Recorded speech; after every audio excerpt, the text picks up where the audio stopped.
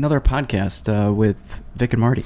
Yes. We're back. We had a few side quests with Meet Your Instructors with Eric, and we just did a debrief, an audio-only debrief, as well as an episode about surviving paramedic school. That'll be out which shortly. All three of us survived. We did. Right here. We did. And today we have Chevas, who's been a part of the journey since the beginning, since the UIC EMS days. And I was kind of wavering back and forth on whether I wanted to participate in the episode because I think you guys chop it up or have so much to catch up on. But the other day, Nick was like, we actually catch up pretty frequently. Yeah, and we see each other a lot. I mean, I'm probably still going to be very observant today, but I guess I just want to give Nick a shout out for just sticking it out with us. I know, Nick, you always say that you truly stick it out with us because you just want to stay on top of the BLS skills and you genuinely enjoy teaching. But it's not common for us to see instructors that have been around since the very beginning with us, and it's not ever personal, but we really appreciate you being part of our journey. Well, I'm happy to be here. I've known both you guys for a long time. I mean, hell, we all graduated together. Yeah. Mm-hmm. Did we even sit next to each other at graduation? We were right next to each other. You two were right by each other. Yeah. I was we were all in LAS. So they called it up by degree, right? Yeah. Yeah. What was your? We were all degree? Bio. Yeah, I feel like we were sitting right next to each other. So I met Nick at ATI. So this was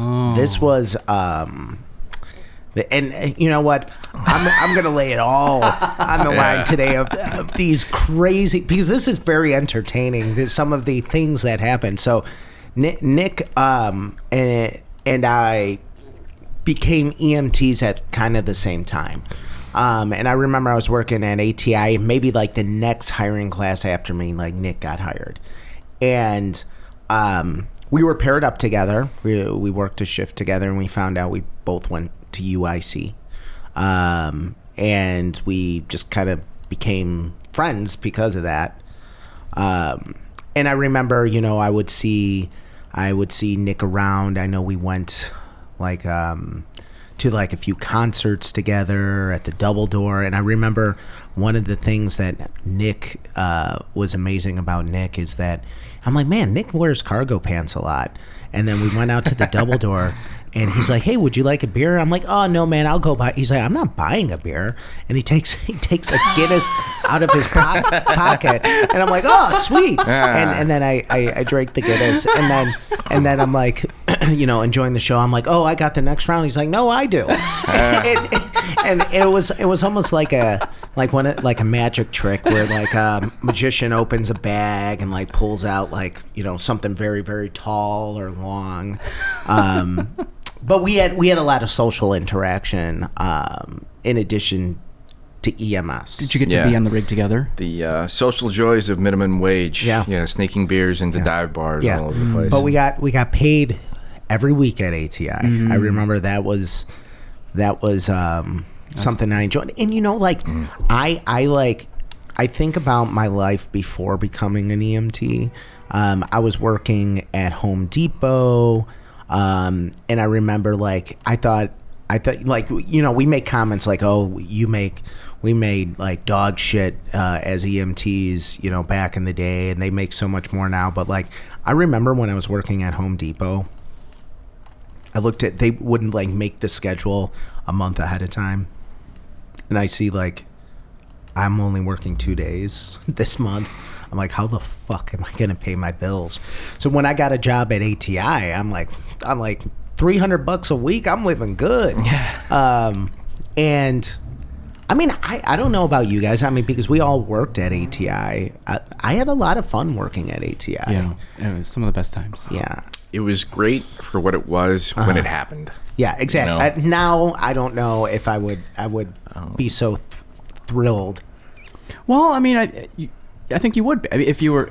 at age 35, 36? Is that what you mean? Or is 37, like, if you were to do 37, if you were to do it all over again? No, if I would do it all over again, I certainly would. I mean, more so like as a 37-year-old, I don't know if I would be as happy.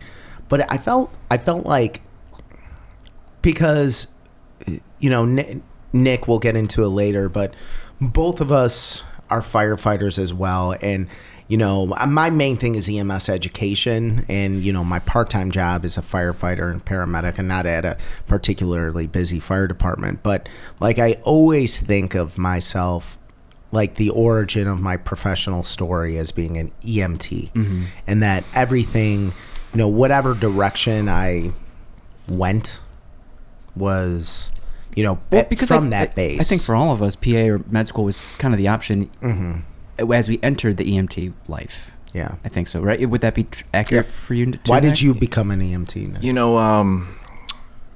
There's a lot of different reasons. Yeah. There's a short version, there's a long version, and everything. This is a long format discussion. We got a long format here. I thought it was a great way to get into the field of medicine, and just the idea of being a hands guy, of not having all those formal layers, appealed to me. I like the idea of working the street, that little sense of adventure. So what was your exposure? Because it was Marty for me. So, truthfully, going all the way back, Boy Scouts. That first aid merit badge, all the little tips and tricks and all the things you could use a neckerchief for are exactly what we teach in trauma. You're talking about the tourniquets, the splints, and everything else. So, truthfully, that's when the seed was planted. But I come from a family that is not fire. A lot of them were police. A lot of public servants, Navy men and sailors in my family.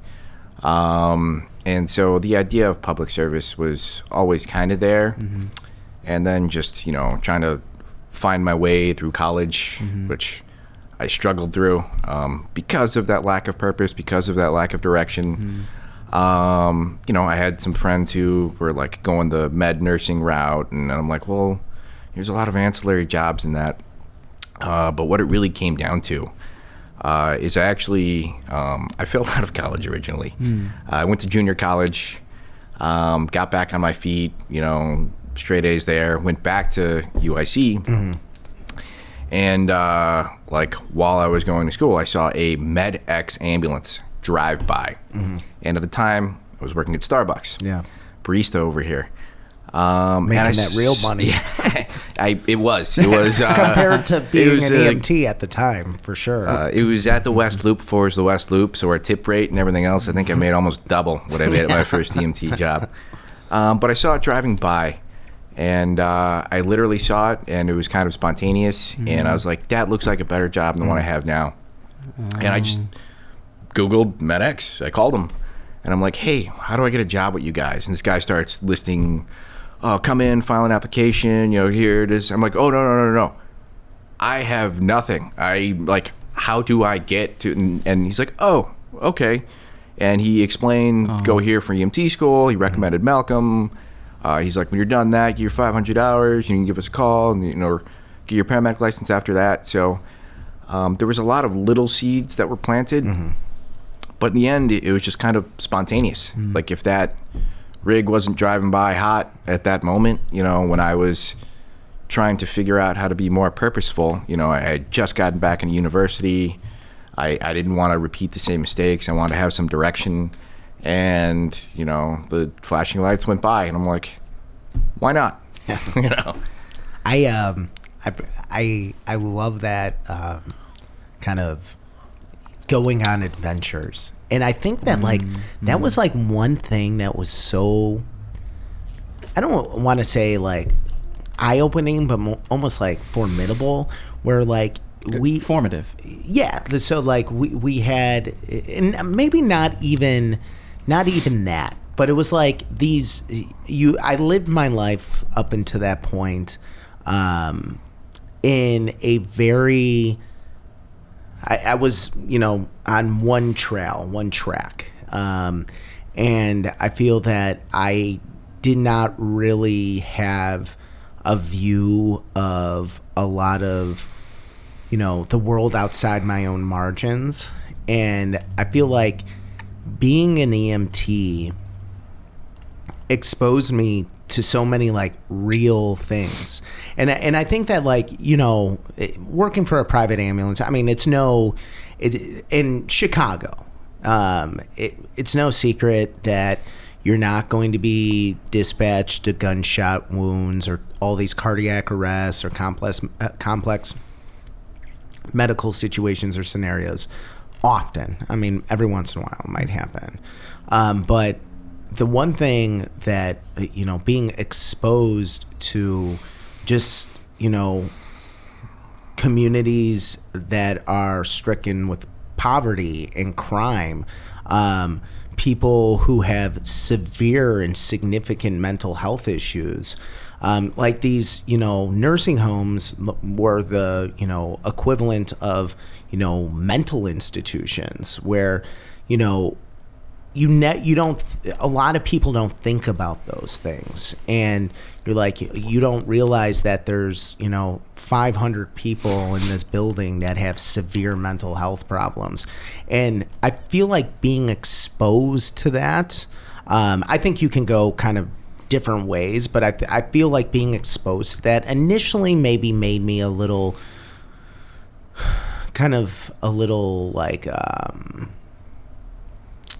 like, why are these people struggling? They need to get their shit together. But then I think that when I really stopped and thought about it, it made me a little more empathetic than I thought I was going to be. And it actually changed my, trajectory in life. And again, it's like you look at the job and you're pretty much just moving people from point A to point B.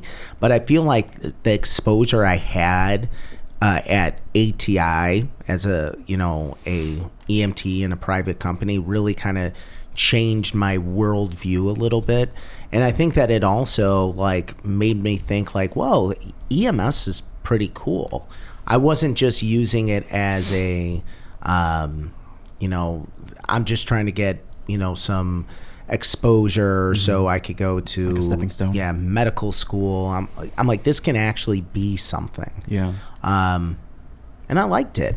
And I mean, I still tell stories today about some of the weirdest, most crazy things that I've ever seen. And, when you tell the stories, you might sound a little insensitive to what people are going through. But do you guys remember Lydia? Yeah. And just Lydia the Methodist. Yeah, Lydia the Methodist. I mean, just going in there and just being holy cow. I mean, talk about just shock. Rainbow Gardens, going in there, and then Stony and 79th. It was just, I just had seen that things that that are just silly and crazy. I mean, I remember just dropping people off at Methodists, and just naked people are. I remember this one lady's just walking. This naked lady's just walking the hallway, and she's like, "How about them Hawks, y'all?" And I'm like, "Oh yeah, how about it?" And just these casual encounters, this 54-year-old guy who had a skullet. So he was completely bald on top, but he had long hair on the side, and we were taking him to the hospital. He was convinced he was pregnant, and just telling us these stories, and it's just oh, maybe we do have a mental health issue in this country. And and the problem was they were just putting these people in boxes and oh, don't let them, and I don't know what the solution to that is.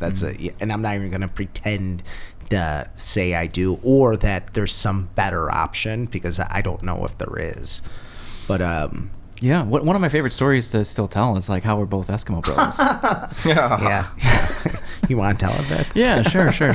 I mean, I think it was at Lydia, right? It was at Lydia. We were picking up Lydia for a psych eval, and she was finishing up her lunch, and we were not in any rush, so we let her finish. Yeah. And on her way to the restroom, which was in the same room, there was a nurse or a caretaker just in the doorway, and she passes them, and goes for their groin. Yeah, and the lady, she's like, "Don't touch me!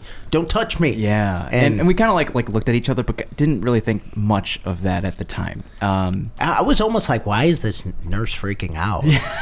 No, I'm like, she's calm, but like, I mean, I guess we couldn't really see what was going on, and we didn't know the history with this person. Yeah, and I don't know, we didn't have an issue with her, and she was compliant and voluntary with us, and happy to get on the cot, and it's. When we put her in the stretcher, or in the ambulance, she was adamant about wanting to have Marty in the back. She grew fond of Marty within the short amount of time we had with her. And Marty's like, "Oh, Victor will be in back. He's a good guy. He'll be in back." And she like raised her tone, raised her voice, and became a little agitated and was like, "I really want you."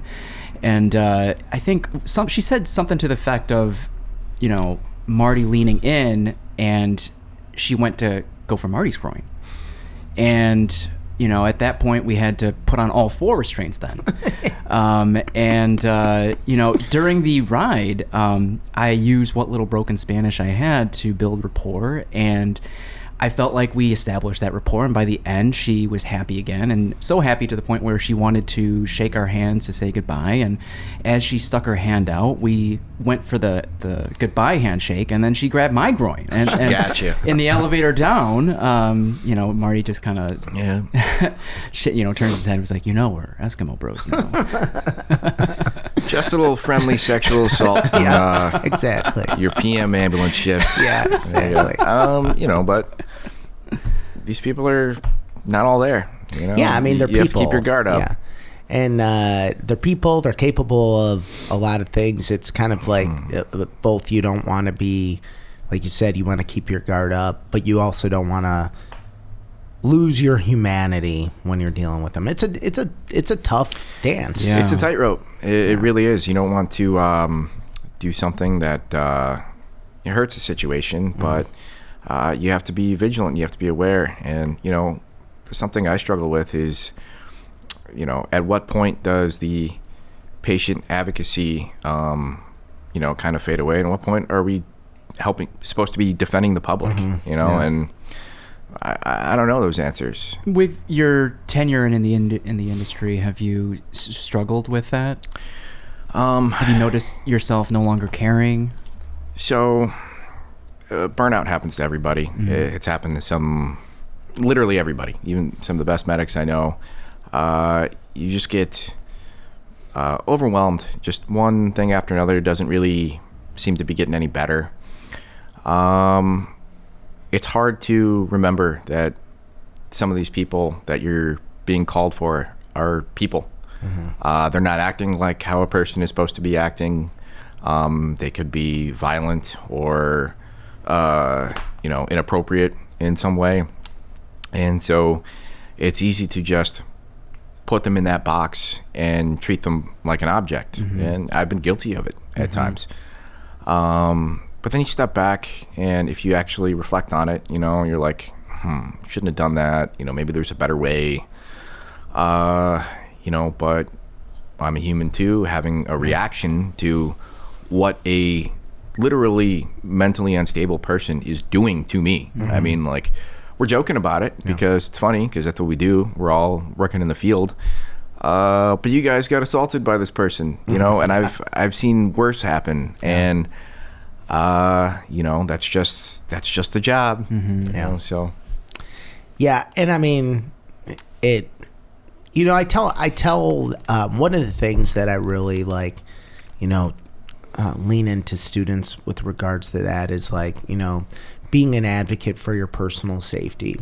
And I think that like with certain things, like random acts of violence, even if you are prepared and you're vigilant, they can happen. But I mean, I think we all can,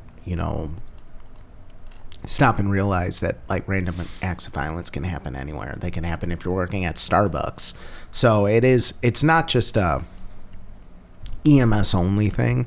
I would even argue sometimes like the hospital is a more dangerous place, because like if you have like a nurse or a tech, they're going into that room often by themselves, where we're running to a call and I could just say for like, you know, the agencies I work for, I mean, it's a minimum of 4 or 5 people. So I think that sometimes is a little more intimidating. But yeah, I mean, it is one of these things where it, like you said, it's a, you know, you're walking on a tightrope. You gotta kind of, you know, you can't lean too far into compassion. You can't lean too far into aggression, and you just kind of maintain the center. And I think that's where kind of empathy comes from. So it's like you're not saying like, oh, this poor person, they you know, that they're just acting this way because of their mental issues or their past trauma. We should allow that to happen. Empathy is more so saying like, you know, this person is feeling this way, they're acting this way, regardless of what happened. This is what I'm dealing with. So it is, I think that's one of the tougher aspects of the job in general and healthcare in general, is kind of to deal with those things. So were we all working at ATI at the same time, or did you leave before Nick left? I don't know. I know we didn't work on a rig together, but yeah, and I remember, and you know, famously for all you ATI people out there, both Nick and I were fired from ATI. Yeah. And we're not going to get into that, but we were both fired from ATI for different reasons. It wasn't like, you know, you were fired and I was fired like a few months later. But I remember you this was during the summer. You were taking like some, and I'm going to change names a little bit here. And you, To protect the guilty. yeah, You go. exactly. So you're like, hey, I'm taking this, like, I don't know if it was like genetics lab or some sort of bio class, and you're like, I'm in this class with this CFD officer. His name's Rob. His name's not really Rob. And he started a collegiate EMS program, or was part of a collegiate EMS program at Loyola, and he wants to start something at UIC. So then, you know, you included me in that conversation, and that was like the formation of UIC EMS. So we were, you know, where did you think that was going to go with UIC EMS? Like, did you think it was just going to be a club, or did you foresee it like, oh, us having our own ambulance, or what did you think of that? Well, first of all, when I met Rob, he approached me. I think it was during summer school. I had worked a night shift. I was in my cargo pants and my work T-shirt from ATI. And he approached me. He's like, oh, I see, you know, you're an EMT. I'm XYZ. Let's do this. And at first, just the like camaraderie, the like brotherhood. Yeah. Hey, you know, we both work a street, we both work this service, you know, first responder, everything else.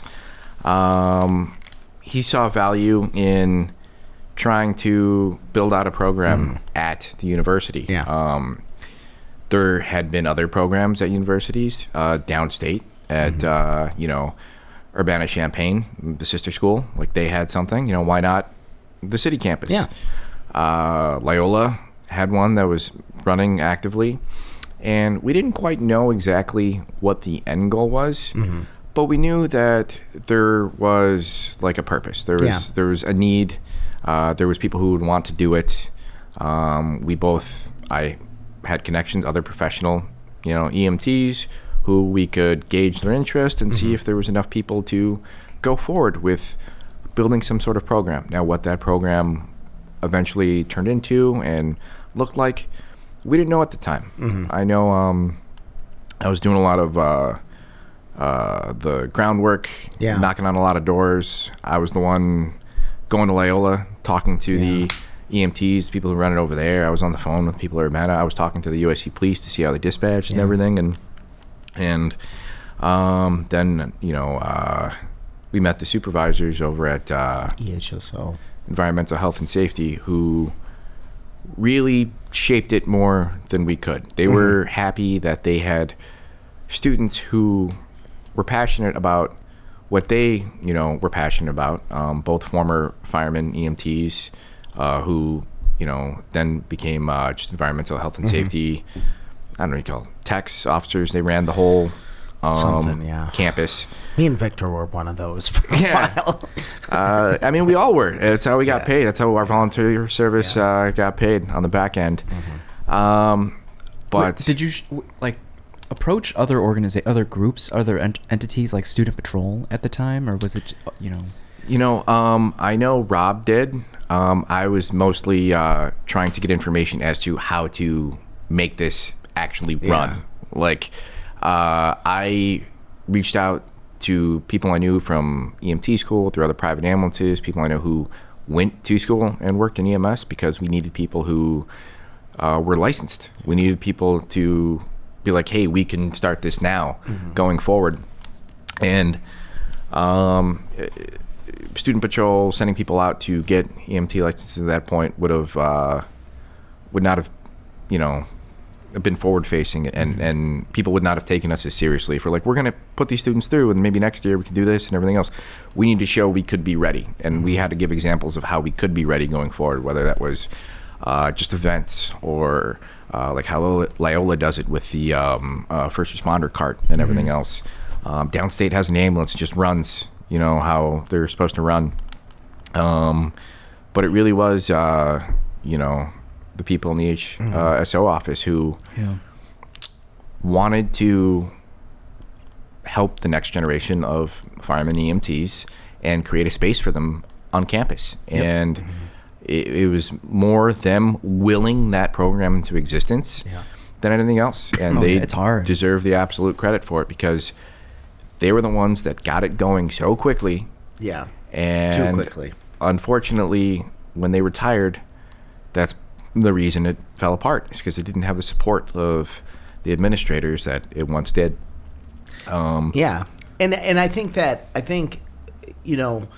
because I know people have come up to me and asked me like, hey, we want to get the actually a person in my current paramedic program just graduated from UIC, and he's like, yeah, we're trying to get another EMS organization started, get an ambulance on campus.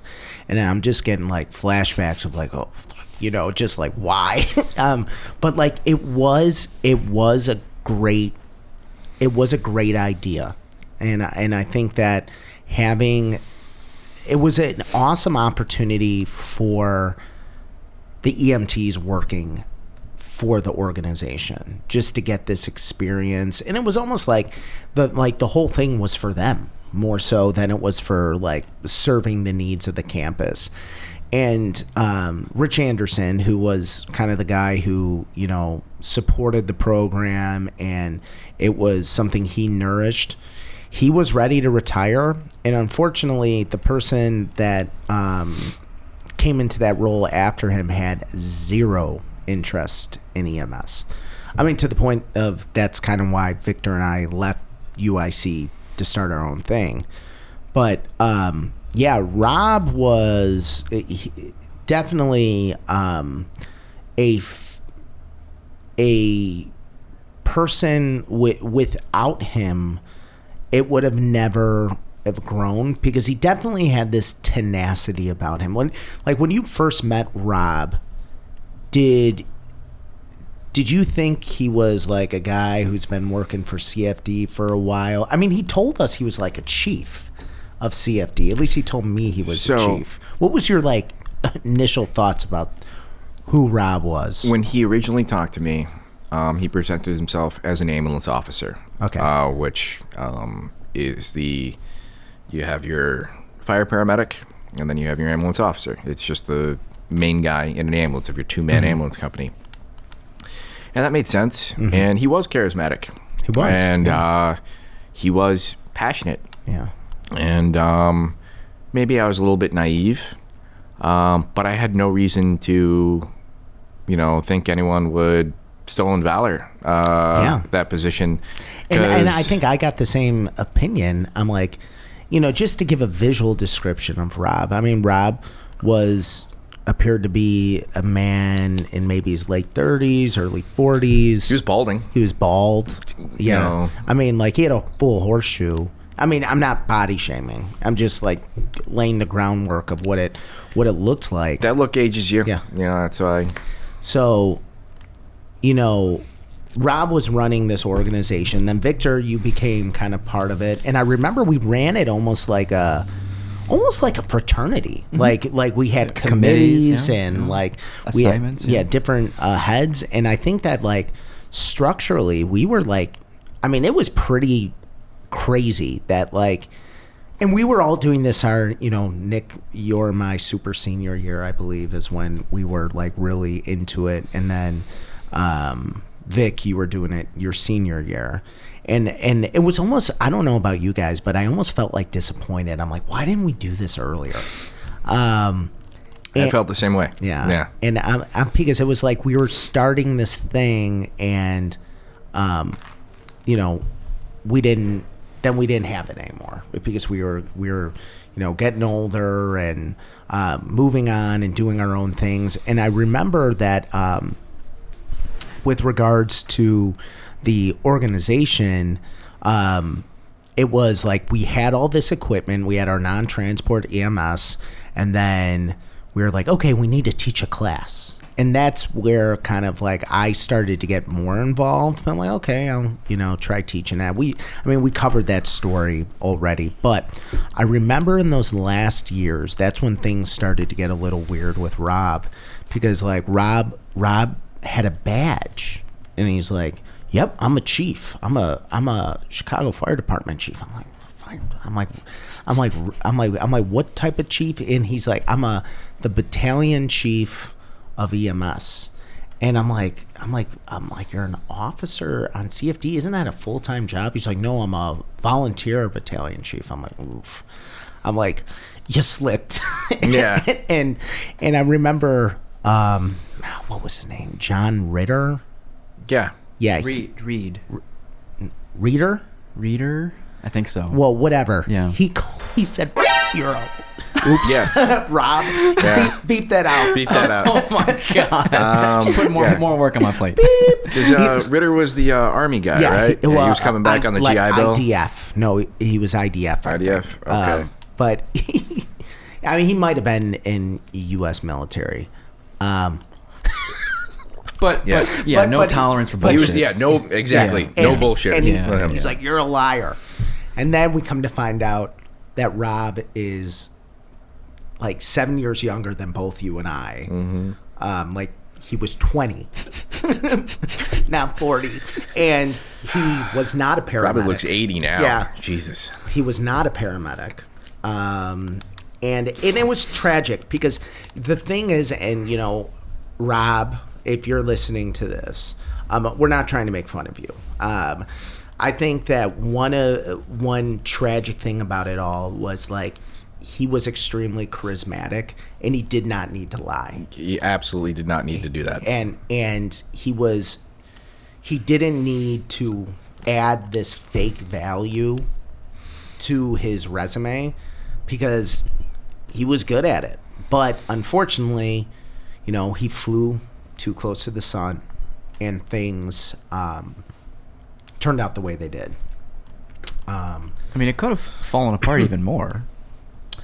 We wouldn't be here without any of that stuff happening. And I fully acknowledge that. And that's why I feel it's so tragic. And I actually tried to contact Rob a few times to no avail. One of my daughters was fucking around with my phone and called him. And he didn't answer, but he texted me back. And he's like, "Hey, what's up?" And I'm like, "Nothing. How are you? How have you been? What are you up to?" No reply. So I understand that, he certainly feels a certain way about it. And I understand that. But Rob, you did a lot and you should be proud of what you started and the legacy that was left in that wake. So we were all in, you were kind of expressing like, you wanted to go to, Boy Scouts got you interested in EMT, but you were thinking something medical. I was thinking PA, maybe med school. Victor, you were thinking the same thing. I was just following you, Marty. I was not thoughtful or intentional about my like how much agency I had. Not yet. Yeah. But we all decided to go to medic school, and so Nick, why did you want to take that next step to go? Because I remember when we were both working in Maryville, I do remember you were still applying for PA school. So paramedic school wasn't like an instead of that mentality yet.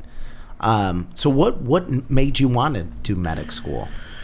So when I went to EMT school, I just had a good time. Yeah. It was great. Learned a tremendous amount. Met great people. Had good experiences in my ride time and clinicals. And I was good at it. Both sides of it. The book side, the practical side. Usually people struggle with one or the other. It seemed to kind of really gel for me. And I found it fun. And when I was talking to my instructor about career opportunities, things like that, he was a member of the fire department, and he's like, well, you got to go to medical school next. And so as of that point, that was always the plan. Okay. In fact, I had applied to Malcolm X paramedic program and was doing the testing and interviews when we were graduating our senior year. As soon as we finished there, I did the interviews and everything and went into it immediately in that fall. So I had such a good experience. I felt like, well, I have to at least follow it through. I have to finish. It was explained to me that this was just like the first stage, that you didn't really complete it until you went to paramedic school. And I agree with that. I wanted to see it through. I wanted to finish it. And I still had aspirations of seeing how high I can go, seeing what this would turn into ultimately. And I was also, especially at that time, unlike now, was concerned that I wouldn't get on a full-time fire department. And I had to work towards something else while I was going after this dream, because this dream wasn't guaranteed. So I just felt very purposeful after completing EMT school, and it was something I had to do.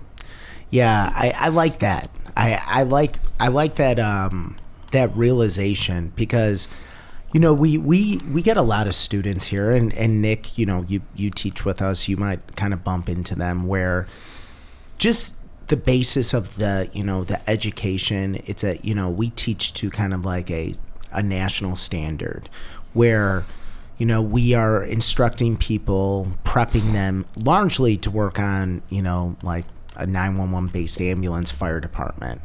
And I think that for a lot of our students, they're like, okay, well, how do I get a job on a fire department? How do I do that job that you're teaching us to do? Because they spend a little bit of time on the private ambulance or even in the hospital, but what they want to do is that 911. And, the answer is like, if that is the job you want here, in Chicagoland, for the most part, except for a few exceptions, you need to become a paramedic to do that. You could, work for, like Bud's Ambulance as a EMT and get some 911. There's a few, BLS fire departments still around that you can get that experience. But for the most part, you need to go to paramedic school. And, just kind of thinking about myself, I think I kind of had a similar thought. Like, I want to see this through. I see like all these, I want to make my mark, I want to like make sure that I'm fully exploring EMS for what it is. And you know, in my experience, like EMT's like part 1, and then paramedics like part 2, 3, and 4. Yeah. And I feel that, like, if, you know, like, it's almost like, you know, Victor, wine connoisseur, you know, they let you like smell the you know, the cork, and that's like EMT school, and then polishing off the bottles like paramedic school. Oh. And I you know, and I say that as an EMT instructor, you know, that like, you're going to set yourself up for a foundation as an EMT going through EMT school. Like, if you're a good EMT student, like a good EMT school student, and you keep those good habits, you're going to be a good paramedic student. It's more work. But I think that, you know, unlike you though, where you saw yourself working as a paramedic, or like that you saw that you in that position, at least with more, you know, thought than I did. I was kind of like, okay, I'm in my senior year, and I'm like, what am I going to do next? And I'm like, well, paramedic school seems like a good option, because I like EMS and I know about EMS. So let's try this out. And for me, and I've shared this before, paramedic school it completely changed what I wanted to do.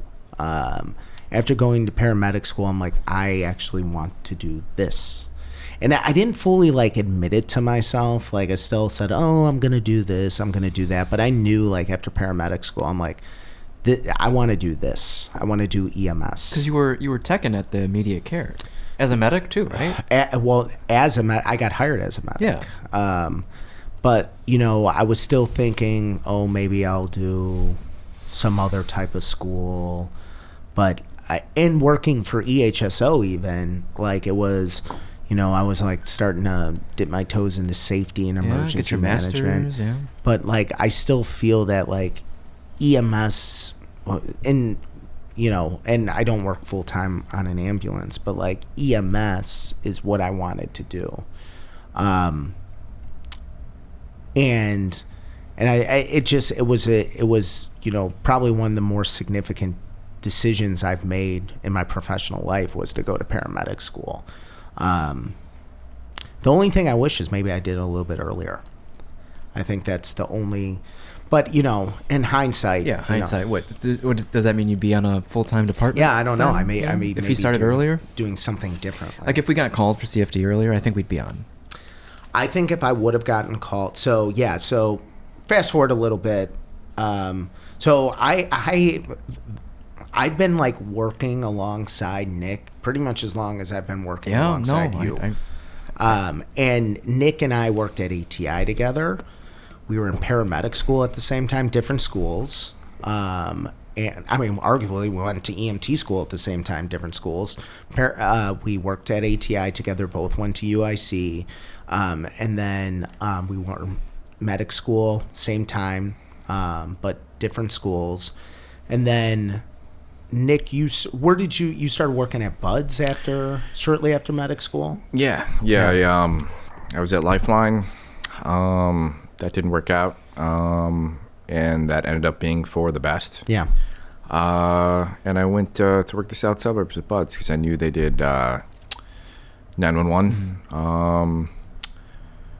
They were the lowest paying place at the time. Is it because people were so hungry for experiences they were willing to take that low? I think it was complicated. They had two people who stayed there, like trauma junkies and people who wanted 911 and people who just couldn't get jobs anywhere else.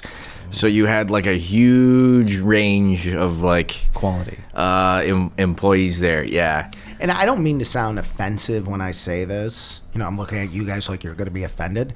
But I mean, Bud's is ghetto paramedicine. And I think that it is in the most positive and negative ways. I think that it's a great opportunity because it is not sheltering kind of these new paramedics, these new providers, it's not like easing them into it. You're getting thrown into it. So that was my first 911 job. Yeah. I had done paramedic school. I had gone back to Lifeline. They were doing their whole thing. Don't need to get into it. Don't want to speak ill of them. But I left there. Because they still exist. Yeah. I left there for better opportunities. And then my first 911 shift. And it's different from when you're in paramedic school. You're a third rider. You got mom and dad behind you. Yeah. Sure, you're doing the gunshots. You're doing the intubation. You're doing the walk-ups and getting people up and down and everything. But you have mom and dad watching you, making sure, everything's going to be all right. So it was my first shift on a 911 ambulance as just the number 2. And I'm with this burnt out paramedic. He's smoking darts in the rig. He's like upset. He's got the rookie. The area Bud's covers was vast. I mean, we were talking probably at least 100 square miles all over the southern suburbs. And we got a call like 4 districts over. So first call, in the evening, starting the PM shift, was a night shift guy. Jump on the Bishop Ford. We're doing 95, like 100. That's the culture over there. The guy's burning one. My heart rate's going up. It comes in as like a... Playing Welcome to the Jungle by Guns N' Roses on the radio. That's just the culture there. They're like, oh, yeah, we got a call. We're going to max out this ambulance to get there and try to make a 9-minute response time for stroke, passed out, some general medical. It was at this place, I want to say in Lincolnwood, called Tip Ups. It's like a lot that like maybe sometimes has a bar. I don't really know. It's a place. But it's a place where people hang out sometimes. Yeah. But what was going on that day was like a trucker jamboree. So the whole parking lot was full of like these Optimus Prime semi trucks with all these men dressed like ZZ Top and strippers everywhere. And it was my first call. And I'm here with the guy, and I grab the bag, and we have to park, a blocks away because the traffic and everything. And this, overweight trucker with his gnarly beard, he's like, yeah, my guy passed out. I'll come take you to him. And then he's like jogging. We're trying to keep up. And then he passes out from like trying to take us to him and whacks his head on the ground and everything else. And my partner's like, you go follow to that crowd. I'll stay here with him and everything else. And the other guy was just a little heat exhaustion over there, passed out and everything. But the, culture shock from, just doing kind of transports. I ended up working night shift at a lot of these places because I was so discouraged working day shift, being a renal ranger and everything to, okay, here's my first call at this new place. And most people's first calls are nothing. They're toe pain. They're, I fell 3 days ago and I got this bruise and everything. And mine was like, oh, yeah, this is different. This is a different place. I haven't experienced this. This is different than Chicago, even. I went to Malcolm, did my ride time and everything with it. And you do get help in the city and the suburbs where we work. You get companies. You get people coming out. You get lots of manpower if you need it. You don't get anything out there. When we worked in Indiana, too, that was it. Yeah. It was you and your buddy, figure it out. So, yeah, I'm just this, 23 or, 24-year-old kid. Like, go figure it out. Go. I'm going to stay with this guy. Go there at this weird trucker jamboree stripper fest in the middle of the Indiana-Illinois border. Every 14-year-old's dream. Yeah. So... It was. I bet there were fireworks there too. We didn't stick around, but I'm sure it was just okay. Yeah, this could be a cool job, Yeah. So it's there's you just see things that other people don't see, and like when you're thinking about it, like I'm gonna come up with the fakest, weirdest story I could come up with, and it wouldn't even touch some of the things you kind of see and experience. So. When you and I went to paramedic school, and when you went to paramedic school as well, Illinois wasn't a national registry state. So when we finished, where Nick went to school and where I went to school, I went to Christ, Nick went to Malcolm. When we finished school, we took the state exam and we became state licensed paramedics. Victor. I took the national. Yeah, but Loyola took the national. Yeah. So you became nationally registered before I did, and it was actually you and Luis Medina that actually motivated me to get the national. So why were you thinking national? Just kind of wanted to open things up for you, or so at the time wanted that gold patch, disco patch? Disco patch is nice. Yeah. You know, people want to be part of something that's better. You know, that's elite. You want to be good. Yeah. But the other side of that was, at that time, there was not a paramedic shortage. Yeah. You know, you could put your name on the list for the city 3 or 4 times, never get called. And, you know, if you didn't work on something else, that was your career. You're doing 20 years in a private ambulance, and God bless the guys who did that. Yeah. But that was not for me. I wanted to at least look back at my career and be proud of whatever I did, actually do the job. And in order to do that, I had to increase my opportunities for employment outside of the city. Yeah. And whether it was going to be Wisconsin or Indiana or wherever, the jobs to do municipal EMS were not around here. You had a couple contract jobs, but if you burned a bridge or pissed off the wrong person, you know, you weren't doing it, and the pay was terrible anyway. So if you wanted to have a career, strictly EMS, not EMS fire, not EMS in hospital, not anything else, to be a municipal paramedic, you have to go where the jobs are, and the jobs weren't around here. So I got my national. And that I mean, that is like, when I tell people like how different the landscape was compared to now. And I mean, we might be in that position again someday in the future, but like, I remember like one of the only fire tests I took, there was 500 people testing, and they didn't hire anybody off the list. And I'm just like, holy cow.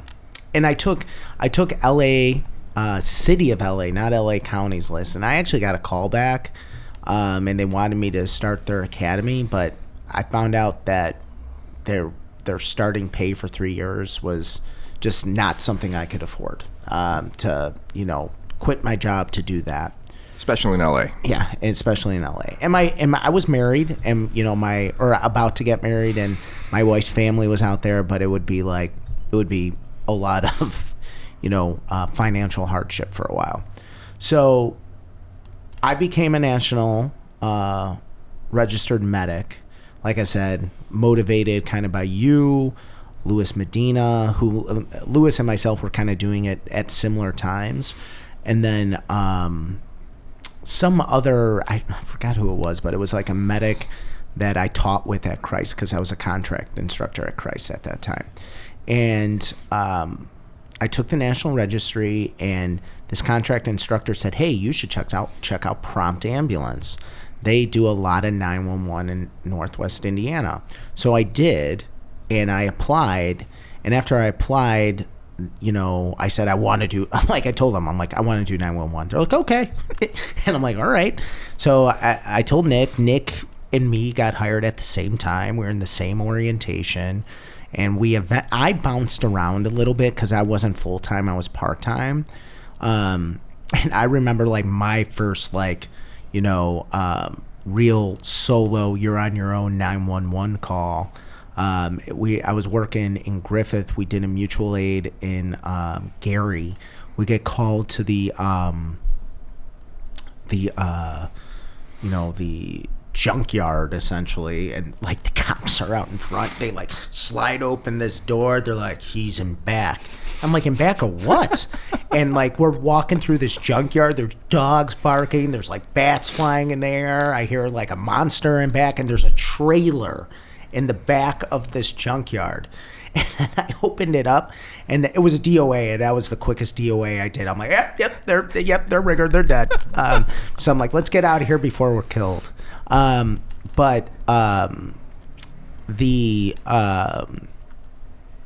know, I think that, you know, we talk about like decisions you make that kind of make you who you are as a person and professionally. I think working that contract in Maryville for 2 years, like, that changed how I thought about EMS in a pretty positive way. But when, Nick said that we were like kind of by ourselves, and just to give a little background, so when we worked for because Superior changed things when they took over the contract, but when we were there with Prompt, it was 2 ambulances. There was a north and a south ambulance, and we were the EMS response, and then Maryville Fire went on a lot of our calls, but they weren't EMS.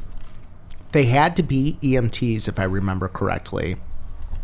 And there were a few paramedics that were employed by them, but they didn't really operate as paramedics. And I remember, like, we would go to calls, and, what I try to tell people, I'm like, I'm a relatively new paramedic. I've been a paramedic for like a year and some change. And my partner had been an EMT for like 3 months, maybe a little bit longer. And she was great, but not a lot of experience. And we were called to these scenarios and situations where it's like, it's us. We're not like, I'm not calling back on like someone with more experience and asking them, what do you think we should do? And I think that built up my confidence a lot. And I think that confidence is a hugely important part of the job in emergency services, particularly EMS, because if you are so unsure of what to do, not because of knowledge, just because you're nervous, that can have like real life consequences. I think like confidence was something that I had to learn through, mistakes that didn't result in huge the patient would have died or survived or whatever. I remember we had like a bradycardia. I put him on the monitor. I know it's a 3rd-degree heart block. They're not really conscious, and I'm screwing around with atropine. I know I should be pacing this person, but I'm like, let's try atropine first. And then, we get into the ER, and it was really close. It was like a 3-minute transport. We get in the ER, and the doc's like, why aren't you pacing this patient? And I didn't have an answer for them. And that was like one of those moments where I'm like, I need to stop being so chicken shit when it comes to like these treatments that seem kind of scary to do, or you don't feel like we really should be doing this. I don't know. I think confidence, I don't know about you guys, but I think like confidence was something that I think it makes a huge difference in my students. Like when I see a confident student versus one who isn't confident. And I think it makes a huge difference when I see new paramedics out there that have a lot of confidence and don't have a lot of confidence. Mm-hmm. And I don't mean like arrogance. I mean just confidence. Like, like just be like knowing who you are and what you're supposed to do. Personally, I don't think I ever spent enough time to gain that confidence, because I think when I was getting my footing at Cicero, the opportunity to be a tech at Northwestern and teach at UIC came, and I made the decision to leave because I couldn't juggle all three anymore. Yeah. But, for the class, I think I'm always, as a facilitator, looking for opportunities to accelerate failure and iterations so they develop that confidence by the end of the class. Yeah. It's hard. It's a hard thing to nurture because it's like it almost, I think, takes those little lessons that you have to learn along the way. I mean, what about you, Nick? Did you just come into the field with a lot of confidence, or were there any moments that kind of built up your confidence as a medic? So I think confidence only comes from experience. Yeah, I would have to agree. I, at times, felt very confident, only to be humbled. Mm-hmm. I remember in paramedic school, we had our sim lab. I was doing great in the class. Everyone expected me to do really well. Even the instructors before our assignment was like, I expect you to do really well. Like, you're doing good. Mm-hmm. Mm-hmm. And then I froze. I froze. There was like some anaphylaxis thing. And what made this even more gut-wrenching is it was at the sim lab at, I want to say, Stroger. And the entire thing is on closed circuit TV with your whole class and all your other instructors watching in the other room. And I just that freeze. Sucks, yeah. By the way, like I'm a sim facilitator at Christ, and that is one of the hugest changes, that they do not let students see, or even your instructors see, your simulation anymore. I think that's a disservice to them. Yeah, I really do. So we I mean, I guess it's the embarrassment. So I facilitate the sim and we do a debriefing, but I guess I could kind of see how that could kind of put some hair on your chest. So the reason I say it's a disservice to them is because when are we not going to be expected to have an audience? Especially today's day and age, phones everywhere.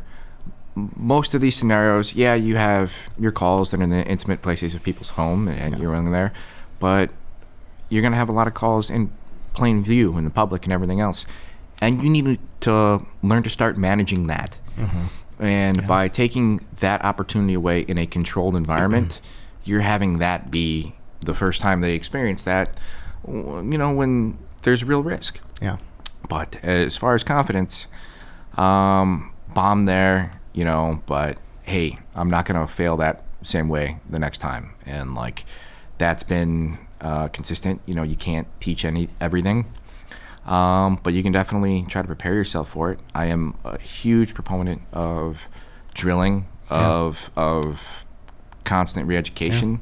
That's the main reason I work with you guys, And you're our training officer at, CS, and so I think that's awesome, and I think that if more people kind of had the self-motivation to like kind of get out there and practice and keep up with things, I think it would make a huge difference. Well, the reason I find it so important is your confidence will fail. You'll find yourself in a situation that you feel unprepared for, and the very best thing you can do, and the thing that comes in handy, is that checklist we go over with the students all the time. Hey, let me start right at the top here and start going down it, and we'll figure it out from your primary assessment, your secondary assessment, to everything. When all else fails, you can fall back on that, and it works. But in Maryville, I was already feeling kind of confident. I spent 2 years working buds, which is just a wild, all those suburbs God forgot down there. And I'm feeling pretty good. But then I got my first pediatric. It was Maryville, in Maryville proper, not unincorporated gear or anything. So I want to give a shout out to their fire department, even though they didn't have any ALS equipment. Many of the firemen were paramedics or worked as ER techs as paramedics, and were unbelievably helpful. And they pulled a 2-year-old out of a retention pond, not breathing at all. And I froze. I just was overwhelmed by the situation. And one of the Westbury brothers was there. I think it was Pat. Pat's the medic. Stepped up. I did my part, attach lead, start counting. I started remembering my training as it went on, but he led that call. And Pat's a great medic. Without him being there, I'm not saying I wouldn't have got my bearings and done it, but I don't know. And it made it, much easier to lean on him and his experience to find my bearings and do what I had to do to help this child, because he just was exuding that confidence and doing the job. And by the time I got to the hospital, that kid's nice loud cry, colors returned, heart rate went back down to a normal level, and it really was an overwhelming feeling. But that confidence, next time I ran, I've had pediatrics since then, and it gets easier, it gets better. You get that confidence from doing it, but you can't predict and prepare for everything. So you're gonna hit that moment where that confidence fails you, and you have to fall back on the very basics and what you know and what you've practiced over and over and over and over and over. Yeah, it's almost like you have to simplify it a little bit in your mind, but because it's so hard to detach emotion sometimes from, and you don't want to really detach emotion completely, but it's hard to not be fueled by your anxieties. And when you get anxious, even if I get anxious at home, my house is a mess, my kids are screaming, I can't get anything done, right? Until I stop and get focused and attack one thing at a time. But yeah, I mean, like, in terms of like advice I would give like new paramedics, new EMTs or EMT and paramedic students is like, understand that when you are in that role, these calls are going to come. That it's not like a what if, it's like a when. So you have to be ready, and to kind of fall back on your training and just kind of slow down a little bit. I think that helps. I mean, like even something like simple like starting IVs. Like I start to notice now with my paramedic students, they're, you know, a little more than halfway done. You know, they've been doing IVs for 3 or 4 months, and they'll be like, I can't get them. And I'm like, well, let's run through, what are you doing? And they're like, I just, you know, it's just so hard. Everyone's breathing down my neck. And I'm like, you're overcomplicating it. And I'm like, and once, and I know it sounds cliche, but like I tell people, like as soon as you start saying to yourself that I'm going to get this, you're going to have a better shot at getting it. But if you're worried about all these things, then you're going to overcorrect and you're going to screw shit up. But it's hard. It's a hard position to be new at anything, and there being really dire, significant consequences. So, yeah, I mean, Maryville really taught me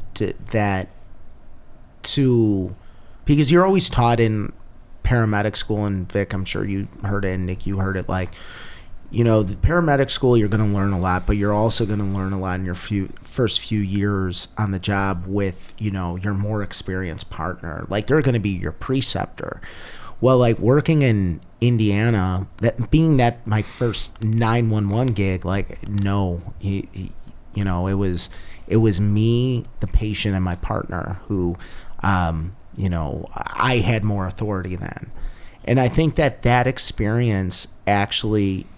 that experience working there really made me more confident in what I can do and what I could achieve.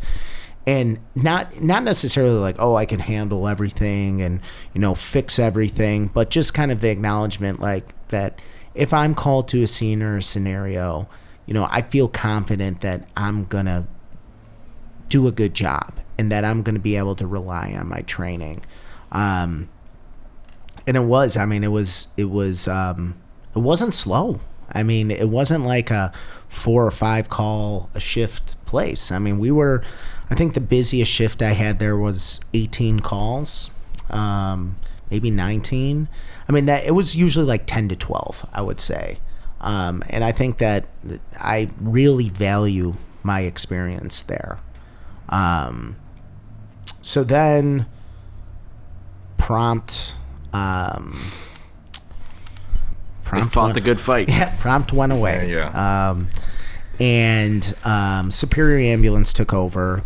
I decided to quit. I was at the time, I was working for Crown Point at that time already as a medic, and which I still work there today. 6 or 7 times a year.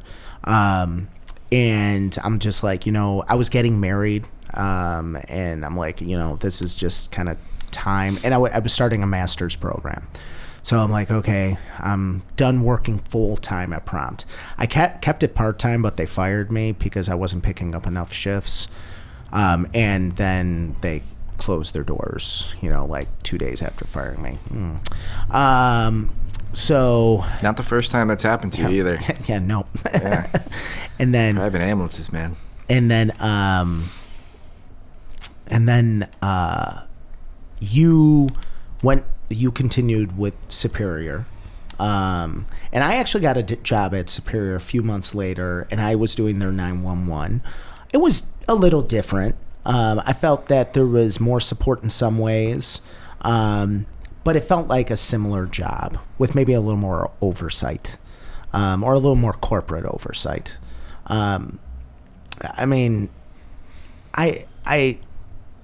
it's hard to say, like, I feel like a lot of these private ambulances that they have different motivations than like municipal EMS or like fire departments because they do care about making money. So sometimes that bleeds into, some of their operations. But I mean, personally, I felt fine working with Superior. And I left Superior a few years later. I think you left Superior a few months after you started, and you started at the organization you're working with now. For a lot of people is like the cherry on top, the goal.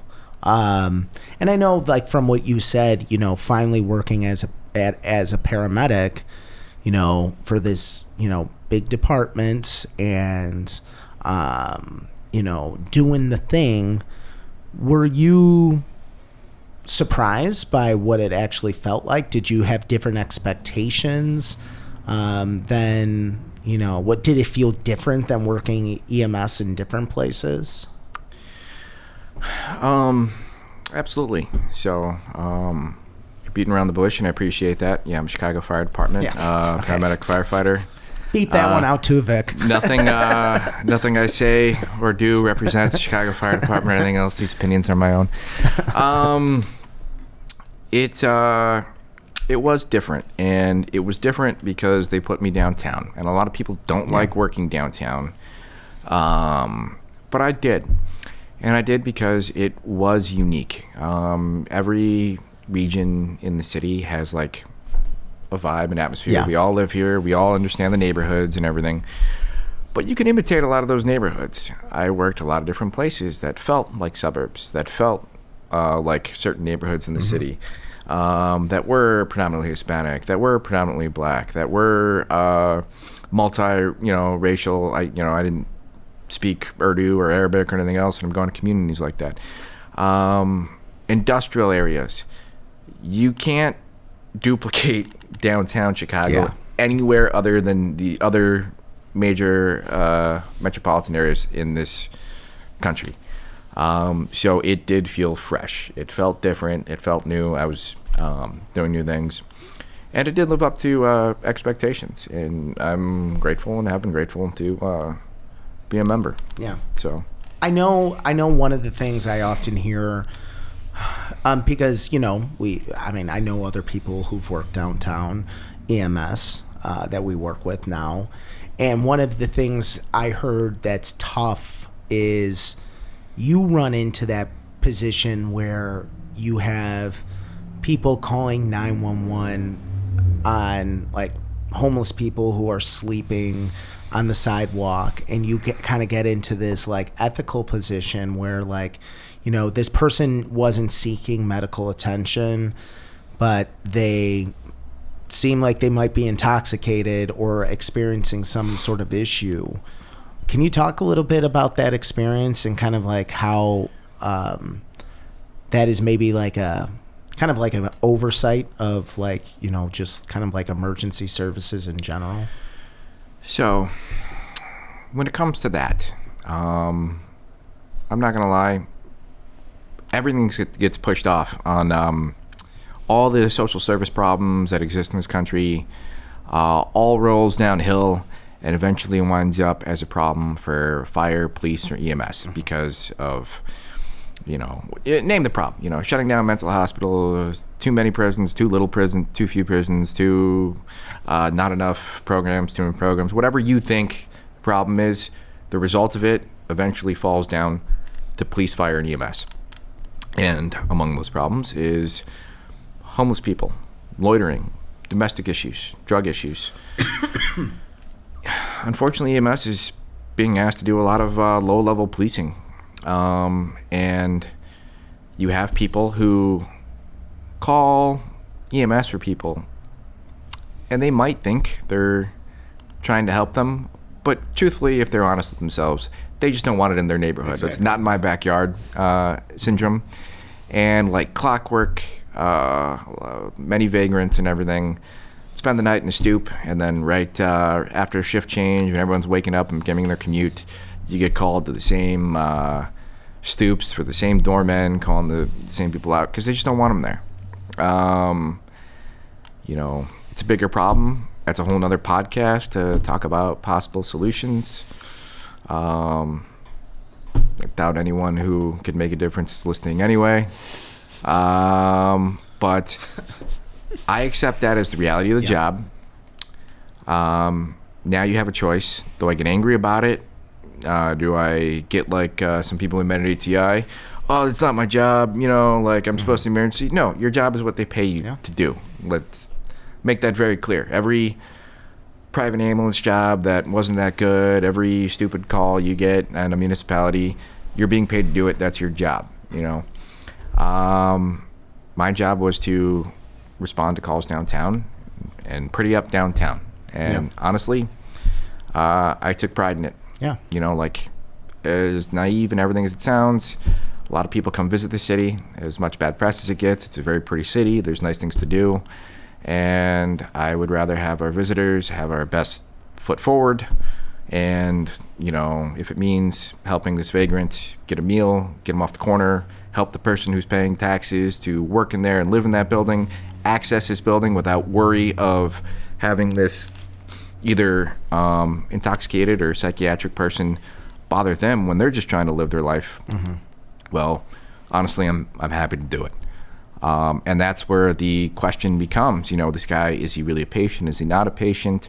Do I have an obligation to the rest of society and these other citizens to protect them from this person? Or is he my priority? And it gets a little gray. Yeah. But I think it can all be true. Yeah, the various levels. It all exists at one point. But, that's the job. Yeah. And, you're a sworn member of a municipality, and that's what they're asking you to do today. Just to be clear, I mean, like, obviously most of the people who listen to this podcast probably kind of understand the dilemma, but, what Nick's kind of explaining is that, he'll be called to someone who's homeless. And again, this person might be having a medical emergency. They might just be sleeping. They might be intoxicated or experiencing, some manifestation of a chronic mental health issue. But when the medics get on scene, and if this person says like, no, I don't want to go to the hospital, and they refuse, unfortunately, there are certain things that do not allow them to refuse.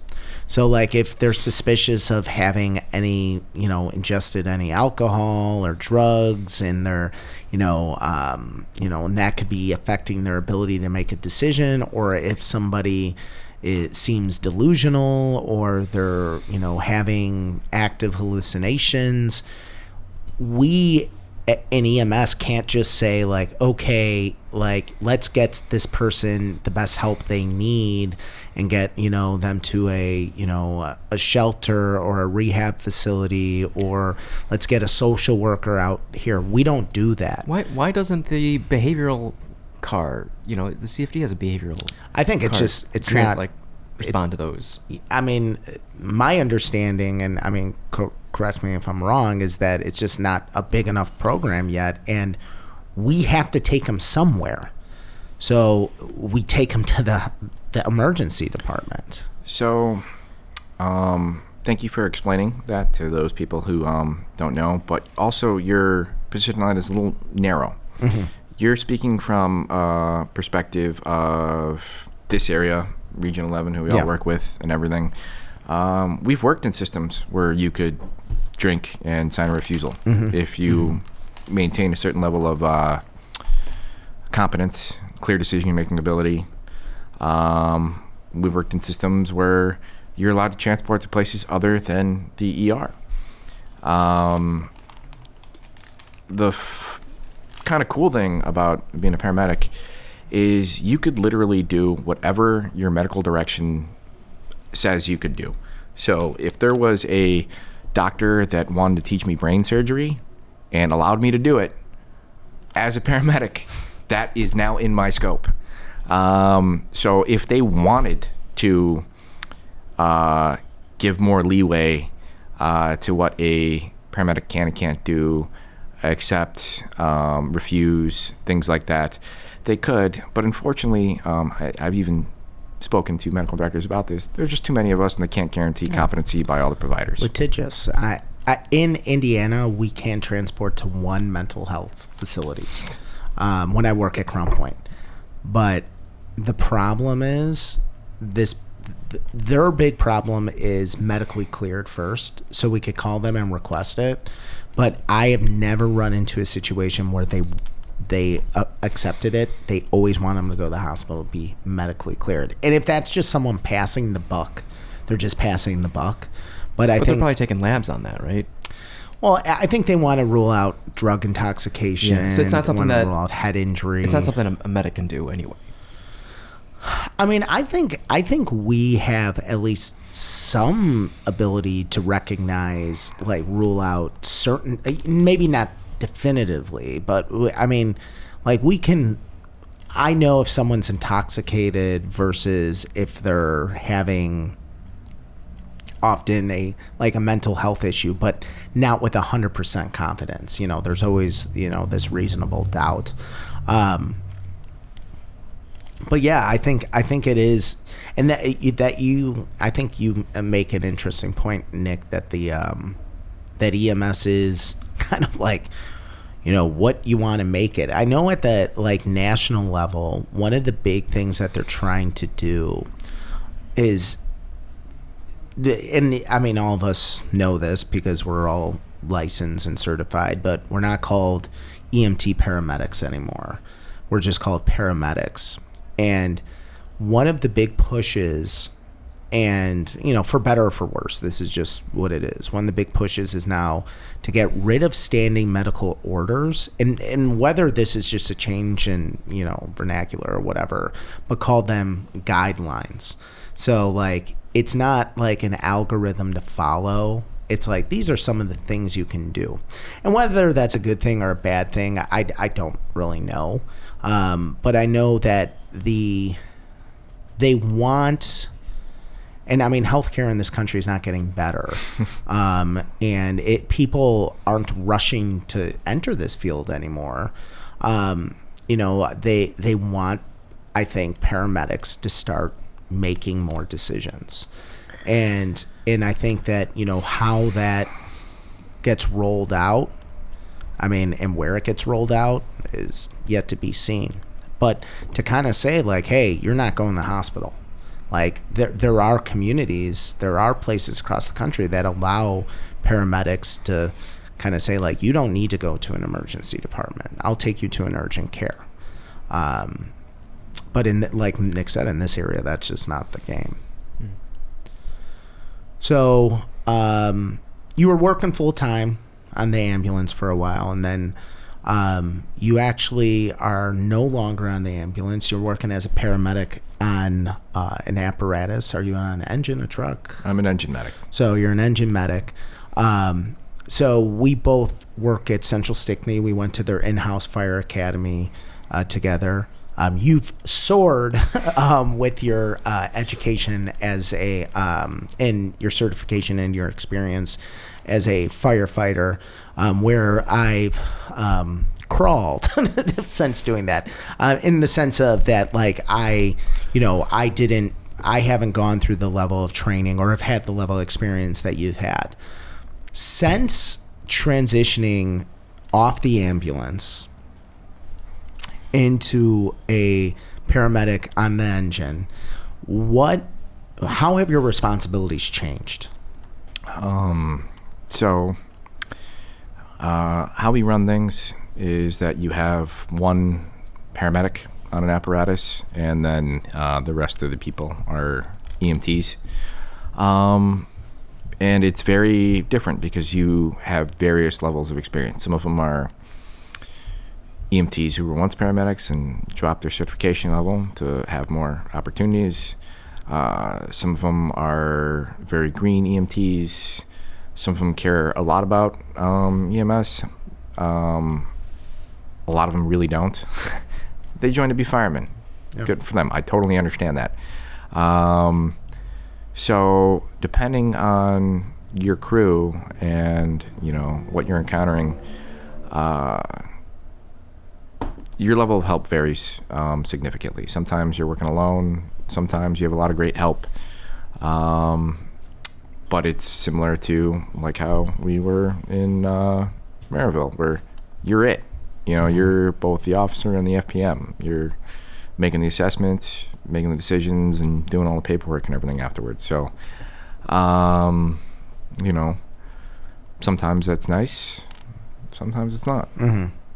Do you feel that because, you know, you aren't doing transports now and you're just initiating care, is it easier? Like, is it an easier job being on a paramedic, or maybe a less stressful job as being a paramedic on an engine versus an ambulance? Or do you find it more stressful? Overall, it's much less stressful. But there are situations where, you know, having that second set of eyes, that second, you're alone. Yeah. Could create more stress. You know, you're supposed to be getting a company sooner rather than later, but we have quite a shortage right now. And it's not uncommon to be waiting 15, 20 minutes or more for an ambulance. And luckily, a lot of our calls are extremely low acuity, but when you have that call where they need to go now, kind of look like an asshole when there's only so much you can do on scene. You know, I think that a lot of people think of that as, you know, being the paramedic on an engine rather than an ambulance.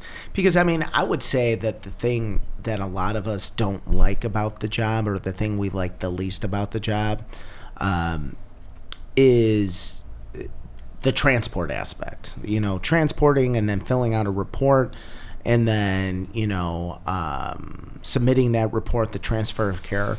But you still have to write a report. I think the one thing that you kind of mention is, like, it is a little bit different being on your own and being the person who's responsible for everything until that, you know, next, you know, that ambulance gets there. You know, a colleague of ours told me a story, how he had like a delivery 22 weeks, and I mean, that's considered viable, and doing resuscitation on a 22-week-old, like, where the heck is this ambulance? Like, it's like mom's there, you know, that is a extremely stressful position to be in, where I guess, like, on the ambulance, you're like, we're going. Yeah. You know, like, let's get out of here. Leave those other things behind. You have your office, you have your box, you can get a little privacy. You don't have a bunch of gawkers, people shooting, parents overly excited, clearly emotional, understandably, forcing their way in and out. You know, you're able to kind of create a zone to work. Yeah. You don't have that. So after making this transition, what do you, in transition meaning off the ambulance, now working on the engine, is there anything you miss about working on the ambulance? I'd say the only thing I really miss is, like, kind of the freedom, the roam around. If you have a good partner too, that relationship of you and your partner on the ambulance, like, the firehouse could be a frat house. You're having fun, you know, you got your boys, you're spending the day having a good day. When you're riding the ambulance, it's way more stressful. But if you have a good partner, like, that's it. Like, you know everything about them. You're leaning on them. You're supposed to have their back. You know, they have yours. And had a lot of, I'm still friends with a lot of my partners. A lot of good relationships came from that. But it is a different kind of relationship. And then, something about just kind of roaming around at night. You know, you're just on that bus. The orange glow, the, like, shitty grittiness of wherever you're at, just it's gets under your skin. Is there anything particularly, you know, specific that you are happy that you were able to leave behind in the transition? So something you don't miss from the ambulance that sticks out? Unfortunately, the outside of the relationship with your partner, the camaraderie and is just not there like it is in the fire service. I know you've heard that expression, we tend to eat our own. There are good supervisors, there are good chiefs, but like I feel like you're kind of hung out to dry a lot when you're on the ambulance. You know, you don't have a bunch of people who have your back other than your partner, and then, you know, if you guys go down, you're going down together. That's what makes that bond so strong and so significant, is like, all right, no one gets left behind. So that has improved, and that's awesome. Also, just the ability to have a lot of different experiences and opportunities other than just strictly medical. Yeah. It's more diverse. Way more fun, you know? I think that, Victor, you could probably talk a little bit about kind of being, when you worked at Cicero, EMS, I mean, it was different for different crews, but did you feel like you were separate from the fire department, or do you feel like you were welcomed in there? Yeah, it was very welcoming, and it was probably what you were describing prior to my arrival there. Yeah. Because of the outsourcing of their EMS to Metro or Superior. I got lucky. The crews were great, the medics were great, and then the firefighters were very welcoming. And I got to ride at all 3 stations while I was there, and everyone had their subcultures, but everyone was on baseline welcoming. Yeah, I was very lucky. I think for me, I think at least for the last 10 years, I've only worked for, suburban style fire departments where it's like the paramedics are the firefighters, and it's the both thing. When I was working at Crown Point before I became a firefighter, I was just a single role paramedic, but we weren't separated from the crew. We were part of the crew. So that dynamic, I'm also lucky to kind of not be scapegoated for anything, kind of being part of that collective. And I think that's like, one thing that you mentioned, like kind of being all together and taking care of each other. Like it is, I mean, that is like a real significant bond that like you're not going to let your fellow firefighter, if they find themselves in danger, you're going to do whatever you can to help them. And I think that there's not a lot of careers like outside the military that are like that. And I mean, police too. But when I became a firefighter, I really, it's because of Nick. So Nick gave me a call and he said, hey, I just got a job at this place, Central Stickney. They're going to put me through a BOF academy. They're looking for new people. I don't know what you're interested in doing. And you kind of invited me. He's like, just send the chief an email and just ask what's up. So Brian McMahon, no, he's not watching this. I emailed him and I said, hey, I just spoke to someone who recently got hired by you guys, Nicholas Chevas. And he said you're looking for paramedics and that you're looking at maybe doing an in-house BOF academy. I'm just, messaging you to confirm this is still the case. He's like, yeah, why don't you come over tomorrow? First thing he says to me, he's like, here, first thing you need to fill out is your W-2. He doesn't even do a fucking interview. I'm like, all right, I'm in. That was the interview. Yeah, that was the interview. I showed up. I'm very grateful for that because, like, being a firefighter is something that I never thought I would like. And not that, like, I thought it was more like I thought I didn't know there was so much like thinking and problem solving involved. I thought it was just like, run in there, do this, run out, but like actually analyzing the situation, thinking about things very critically. And I always, like, I hate when people say, "Oh, this is firefighter proof." Like, I hate when people say that, because I'm like, no, firefighters think. Give them more credit. They just, yeah. I mean, it may be a different type of thought, but I don't. If you're an idiot and a firefighter, everyone knows you're an idiot, and they call it how they see it. But I like it a lot more than I thought I would have. So a few questions I just want to ask wrapping up is, considering EMS in general, what are some things that you think as a field, even from like an education perspective, something that educators need to do or us out there need to do to improve, kind of our goals in EMS? What is a problem that you're seeing that, or something that you think needs to be addressed? I mean, anyone will tell you it's the burnout. Yeah. Like, it's just the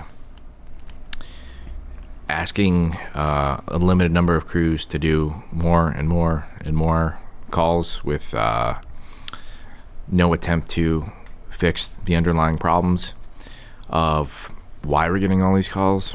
And there's a lot of different ways to fix it. Yeah. And, I don't know which one is right. I know that there is certainly budget and politics involved, and being present for communities you respond for. But it's just a system that is bending right now, and it has not broken, but my God, it's close. It's right there. And because they're being asked to do so much, it's making patient care worse. It's making patient outcomes worse. It's delaying that service being there when someone actually needs it, because they're being used for a purpose that they don't really need to be used for. And moving people. Yeah. Yes. Yeah.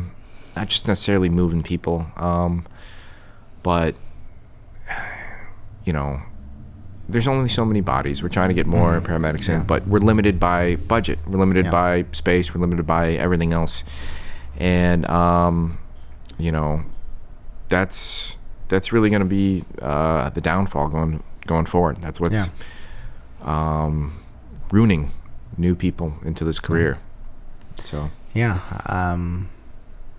And I mean, and I'm facing burnout. I mean, Vic, you've faced kind of professional burnout before, I would say. How did you change your perspective? Like, what kind of brought you out of your burnout? So the burnout is like burnt out teaching something I feel like I'm no longer a part of when I left Cicero. Mm-hmm. And you're kind of rehashing the same old ATI Cicero stories. And I think it was realizing that you have something that you're moderately good at, and you can provide that as a service, this teaching thing. And I think at the time, the ingredient that led to burnout was doing it. It was the environment. Mm-hmm, yeah. And so if that was like something within your control, and it was, and you left that environment, perhaps you can reinvigorate that sense of fulfillment. And, with what we have right now, despite not even teaching the majority of these labs, the ability to affect culture within the students, between the students and instructors, to create an environment that instructors want to continue to be a part of, I think it's very fulfilling to me. I don't know, Marty, if you saw the golden spatulas on the whiteboard. I did. I'm so excited to implement that. One of our instructors, Liam, loves saying things like, let him cook. And so that's kind of a nod to him. And, I'm no longer going to be publicizing the retake list. Yeah, that's probably good. And so we're moving towards positive affirmations rather than shaming and fear and things like that. So that, I mean, it's like that in a way like has nothing to do with EMS. Yeah. Right. But I guess I appreciate and seek out opportunities to have these students have aha moments, and feel like they're part of something bigger than themselves. And then, you know, at the end of the day, functionally get them to where they need to get, become an EMT. But it's become so much more than just teaching now. It's like putting on graduations, it's making merch, it's putting on a podcast, and it's a vessel. And like you find yourself in a vessel that you either find joy in or you're moderately good at, and you kind of run with it. And there's so many different lanes that you can go within that vessel. Yeah, and I think that kind of brings up a point that, like, I think one of the things I hate is when you like walk into like a private ambulance company or anywhere, and there's like this big banner for EMS week that says EMS is not a job, it's a calling. I'm like, what the fuck does that mean? For me, I think that I need to view it as a job. And I could like my job, but I think that when you have people get so emotionally invested in something, it's going to break your heart. I mean, what happens when it's pulled out from under you? Yeah. I mean, yeah. And I just think it's, I think that one of the perspectives that I have, and it's not shared with everyone, is that like it is a job for me, and I want to be good at my job. I want to be able to help people. You still care about it. Yeah, I still care about it, but it's not. I try to put less emotional kind of investment into the work, and save kind of that emotional investment into other aspects of my life. I invest a lot of time, a lot of care, but, I do, when it's said and done, I do think of it as a job I care about. Yeah. I mean, I think many of our instructors have said that they would come and teach for free. Yeah. And I'm sure some of them actually mean that. Yeah. And it's just like long-term wise, like I think you need to be compensated just so there's never any animosity or resentment. I think you have to be compensated. And I need that's a nice thought, but I think burnout's a big problem. Like Nick said, I think, the best paramedic I know has sat me down and talked to me about burnout. And one of the best instructors I know too. So yeah, it definitely is a real thing. So on a more positive note, what is something you and we kind of talked about this throughout the day, but what is something that you love about EMS or like about EMS that makes it special and unique and, is worth pursuing, is a reason to join the field? So the reasons I have, originally gotten in this field and why I've stayed in this field, they've evolved, they've changed, as it does for any person, any career, growing up. Spent a lot of time in it. But one of the things I had come to appreciate that I didn't realize when I started was just kind of like the cultural spectator aspect of it. Most of the people call, they're not sick. Yeah. They're not sick in the slightest. They're simply, I mean this is the best way, they're ignorant. They don't know what to do for the situation they're in. They call 911 not because they're in an emergency. They call 911 because they didn't know what to do. They're out of options. So I'm able to help them very easily. It's just like, hey, you need to check to the hospital. Hey, you need this moved. Hey, this is, you're scared about this. It's not a problem. So I just like talking to people. I'm a people person. You're interacting with a lot of different people, a lot of different experiences. Honestly, that's more interesting to me at this point. Is like, oh, hey, what do you think about this game going on right now? Or I see you have that ring. That's really cool. Where'd you get it? Or how did you come to this point? You know, Yeah. I've speaking to people on all edges of the spectrum, from near and far, you know, immigrants, city kids, literally, you know, children with what the latest, you know, fad and everything is, to dying World War II vets who I'm reverent of, you know, just a chance to speak to them, taking them to hospice and everything like that. From just, you know, strange alien towns and environments that are so different from how I was brought up, to some of the most elaborate, richest condos and homes in neighborhoods and suburbs that are just beyond, like, it doesn't even seem real. So just to, like, I don't know, almost like cultural voyeurism at this point.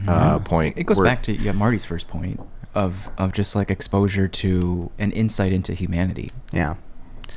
It's visceral. Yes.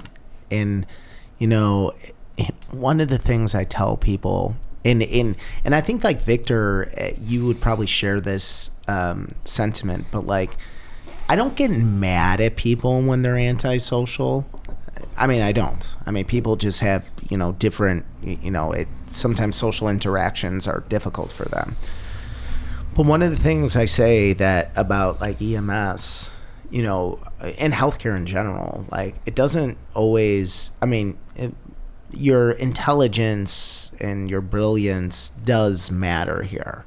But if you can't talk to people, you're going to be a shit provider.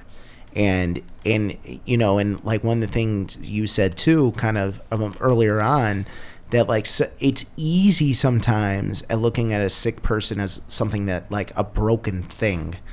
But, like, you really need to realize that this is a person that has wants, wishes, fears, concerns, and sometimes we're not saving their lives. We're just kind of chaperoning them through this situation that they're in, and because there's no one else to do it, you know, almost like big brothers of, you know, the community, where we're just like and sisters, big siblings, where we're just helping you know, people through this event. And that's where I garner most of my satisfaction from the job, is just helping someone feel better about a situation. And maybe that's because you fixed some crazy ass medical emergency, or maybe that's because someone's CO detector was going off and you're like, it's just out of batteries, there's no carbon monoxide in your home. And though, you know, the latter seems insignificant and not as exciting, you know, you just gave someone, you took some weight off their shoulders. And I think that that's unique. Not all jobs are like that. I mean, I think one of my favorite aspects of ride-alongs when I did for paramedic school was block parties. Yeah. I was just doing block parties, something I never had when, you know, just being a kid, and to provide that experience, like, it could be formative for those kids.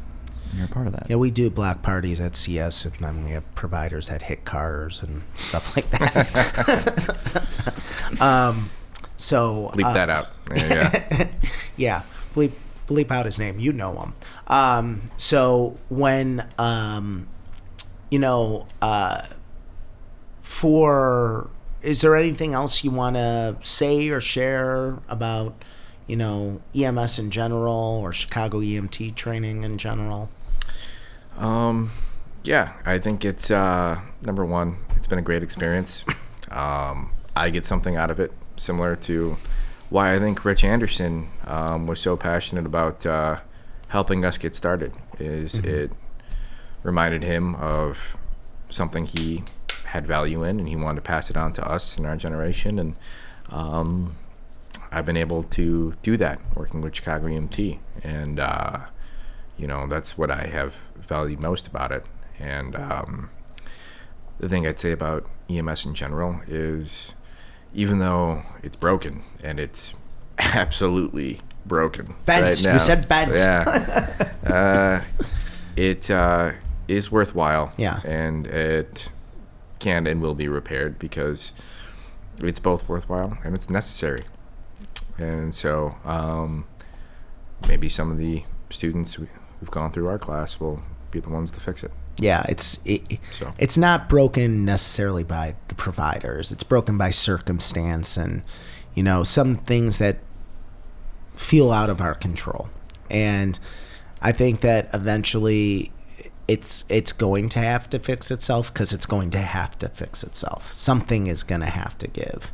And I think that for something that needs so much work, it's also something that you can have an extremely lucrative career in. It's exciting, and you can make a difference in people's lives. There are things that, though, we need to prioritize in fixing and stop ignoring. So those of you, who are entering, the field of EMS, be motivated to be part of the solution, and think outside the box, because it needs your creativity. Vic, it's January 4th, 2026, right? It's January 4th. Is that right? What are some New Year changes that are coming from you with Chicago EMT training? Anything you're implementing? I mean, the biggest one was the Golden Spatula one. I'll explain that a little bit. Well, I guess we didn't explain it. So starting with the first week, I guess I'll kick it off with the nominations. But every week, and there's 7 spatulas on the whiteboard, so every lab will have 1 spatula, and every week we'll nominate someone for if they were an example of excellence, resilience, or leadership, or they just shared a formative or memorable moment during a ride along a rotation. And then every week that'll change hands. They're going to nominate someone else. So it's just kind of paying it forward. Cool. And I hope it changes hands between instructors and students. And it's instructors can nominate students can nominate instructors, type of thing. Yeah. It's never going to go home with them. It'll stay here, but I'll put their names up on the whiteboard. I would prefer WWF wrestling belts or WWE wrestling belts. I think that would be better if I want to put my 2 cents in. Can you imagine handing that out at graduation? Yeah, I think that should be the valedictorian. It should be a wrestling belt. But I think that's a cool idea. I think that I know that I need, or I don't need, but affirmation helps me a lot and motivates me a lot. So I think that's definitely a good thing. Yeah, I mean, to give more insight into why we're doing this, it's because several students, as well as even alumni of the class, have approached some of our instructors who are their coworkers. Like, for example, they're ER techs at a hospital, and they shared a sentiment of how do you talk to Victor? Something as simple as that. And it's just to hear that people struggle with my approachability and accessibility. They don't even think I'm real, Victor. You're AI. Yeah. It was a wake up call. Yeah. So yeah, I mean, it's and as I share that, because I'm trying to read the room and gauge the temperature from the people that are still around. And when I say that, I mean every lab has lost 10 to 12 people. Yeah. And that's been the case ever since we've been here. And I'm always seeking ways to minimize that number. But I said explicitly on day 1 of the fall class, half of you will not be here. Yeah. And I guess I didn't think of it this way, but I'm sure half of the people, everyone in the room was is that going to be me? Is that going to be you? My goal, because I thought, fear is a potent motivator, and I was talking to a cousin yesterday about it, and I should have known this, but when you come from a place of fear, it's very kind of reactive. You're emotional. You're not thinking straight, and you're not excited. Yeah. So I guess we're gonna come from a more grounded place, more positive place, and more reassuring. I thought I got away with being the bad cop, and being kind of the pressure enforcer, and the other instructors can be the more nurturing good cop. And everyone in the room, all the students that were left, were I needed that kick in the ass. And as reassuring that as that is to me, it's we're still missing half the class. It's it didn't work. That doesn't work for some people. I think there's a balance, right? I think you have to matter of fact say if you don't do this, you're gonna fail out. I think there'll be points where I say that, but then that pressure will come from the results of one's exams. Yeah. And it doesn't have to come from me. So meaning I don't want to put myself in a place where they can't ask me a question. Yeah, and I think that's a balance, right? Because you don't want to be their friend. You want to be, you almost want to give them some tough love from time to time. The other students were like, well, if they can't handle your pressure, what makes you think they can handle, the pressure of real patients? That's true. And as true as that is, I think confidence, as we previously discussed, can be built. Yeah. And what I'm teaching them personally, I'm sure it's different for you guys, but I just shared today that like I never cultivated that confidence, and what I'm teaching these students came from what I learned on the streets rather than in class. So I want them to be better than me, but then I'm also understanding that they don't have to be 100%. At least by the time they finish the class, let's start a baseline, and then let's get them good enough to get out the door. Yeah. I think that you want to be nurturing and authoritative. You have to strike that balance. But I think that we're listening, right? We're listening. We adjust based on feedback, and we want this to be a positive experience for everybody. I think on my end, in 2026, what you're going to see more of is Victor set up a home studio for me. So I am doing lectures a little bit differently with a different audiovisual setup. And my review videos, I do a review video every week that covers, every topic we cover in class, kind of like a mini lecture on each topic. Instead of those being recorded and only available for our students that are enrolled in the class, they will be on YouTube. The main thing for that is not like accessibility for whomever, but it's also accessibility for people who were in our class. It's just easier to access. And with the new setup, I'm trying to make the videos actually more entertaining. So there is some. We got some wigs. Yeah, we got some wigs. We got some practice your tight five. Yeah, exactly. And some recordings in the back of Ambulance 909. It is. That's one of the big changes that I'm making on my end.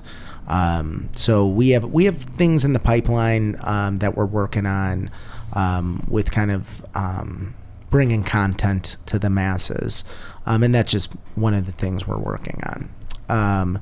So we start our, at the time of this being recorded, we start our spring class in 2 days. 2 days. Yeah. Also, this class is going to have a different way of. Well, we're revamping our testing. We want our test to be a little bit more similar to the National Registry exam, just to kind of continue to build that confidence for the student. I think that's been great. All around. It's like, as far as like not having frustrating questions that are just giving you dumb answers, and it's wrong answers. It's crazy that, like, because Marty does these weekly reviews, and he's actually combing through these questions, and you've been when you make the exams, we now kind of see the same frustrations that students can see when they're going through the pre-test post-test questions of like they're confused on like what answers to pick, and it's just a bad question. Yeah, they're like, because EMS is ever evolving and the education standards are changing, they'll be like saying like, your patient's SpO2 is like 94, 96% or 95%, and their skin is pale. Well, how should you treat them? Well, like now education says if they're 95%, even if they have pale skin, we shouldn't be putting them on oxygen unless we have a reason to believe that they're hypoxic. And but like some of the test questions, like the book will teach that, but the test questions won't reflect that. So it's within, just to pivot a bit back to what you did. So along the same vein of burnout, like at least in our class, we see an increasing demand for paramedic school. Yeah. Are you seeing an increasing number of applications in every cycle? Yeah. So when I started in 2020 at Christ, we had like 80 applications. Now we're up to about 200. So the demand has increased a lot. And, we've talked about paramedic school here a lot. And it's something I would love to do, but I think I want to do it right if we're going to do it. And I think that, we just have to have certain ducks in a row. We need another Rich Anderson. Yeah. Yeah. Take it back to UIC. Yeah. Never. But that's kind of all I'm looking at changing. And we've talked about space before, because I feel like we are squeezing all the juice out of this space. We are. Yeah. We're averaging 175 students. I think this 2026 we're going to average 175. I think. Yeah. So if we got a bigger space, that means less labs that we need. Yeah. And it's like, because that's kind of like, if you're, I toe the line between putting up another lab, because we could fit 200 people if we wanted to, but would we and the instructors that are here in lab, some of them say they would be up for it, but would they actually be up for it for like 2 12-hour days back to back? And then in the summer it's 4 12-hour days back to back, like Thursday, Friday, Saturday, Sunday. Yeah, and so if we had a bigger space, similarly to UIC, when we can fit 50 to 60 people in here, we don't need 8 labs anymore. Now, with that being said, if we have the space, I think people are also asking, would Marty come back and teach in person then? No. Because like 3 to 4 hour lectures 7 times, like that obviously wouldn't happen. I think for me it would be like I would come back more where I could be better used, because I don't think I don't think lecturing, like me doing a live lecture, or even going back to the pre-pandemic model. Yeah, I mean that's all an option, but I think that by and large, there are people who prefer live lectures, 100%. Yeah. But I think by and large, people prefer the hybrid format. And then if I'm doing one of each, I mean, is that valuable, or is it more valuable to have me do like review sessions or have me help running labs rather than just saying the same lecture that's already available? I don't know. We think about these things. But that's making a medic school is one way to keep you guys engaged and interested, because I just feel like certain instructors get bored. Yeah. And so, generating interest comes from, either holiday parties or making new scenarios for you guys, and then maybe even upping it to paramedic level, instruction as well. Well, everyone has a different reason for showing up here. Yeah. And you can't be everything to all people. So you That's guys true. do your cost-benefit analysis, figure out if a bigger space is better or another lab is better. But what you guys do now that is incredibly valuable is, I don't think I've ever heard of another school that's been more accommodating and interested in their student success than you guys. And you deciding to play good cop in the future, I think that's more appropriate. Believe me, from some of the other instructors, I think you got plenty of bad cops. There are some instructors that put some pressure on? Oh, yeah. Okay. Yeah, I've even seen it. I'm But, like, whoa, man, he's tough. And I'm like teaching. I'm like the boss, and I'm like, whoa, he's mean. But there does have to be some pressure. Like, this is a job that will force pressure on you. And as much as we want them to be successful, they're paying for a product, they're paying for an education, and they should receive that education. They have to do their part to be, otherwise you're just setting them up for failure. I guess I want the only 2 reasons for why someone doesn't pass to be they found out they're not interested, or life circumstances were too difficult. That's what you want. If someone were to fail, I want it to be for things outside of their control. You wish that everyone who has the potential and the ability to pass puts the work in. Yeah.